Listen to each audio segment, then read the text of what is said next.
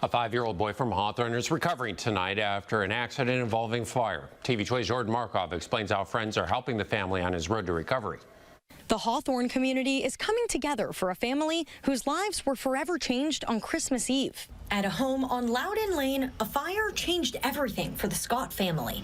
According to Putnam County Fire Rescue officials, the family was using a burn barrel to burn trash. After the incident, fire investigators found the dad went inside, he called all the kids inside, and he thought all the kids were coming into the house. There was a 5-year-old apparently who stayed outside and grabbed the gasoline, and apparently it looks like he tried to pour some gasoline in it, and the gasoline container fell into the barrel. That's when the barrel exploded on 5-year-old Nathan Scott, causing a fire. Crews rushed the child to UF Health Shands. The mother, Katie Scott, took to Facebook asking for prayers. She said 65% of her son's body is covered in burns. For families that have young children, what are some things that you recommend to those parents when it comes to fire safety?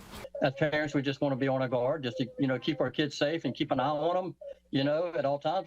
One family member created a GoFundMe page to help the Scott family. A Melrose business called Daisy's Creations is selling these shirts and giving all of the proceeds back to the family. Nathan is now stable as he recovers from surgery. His mother asks family and friends to keep the prayers coming. Reporting in Hawthorne, Jordan Markov, TV 20 News.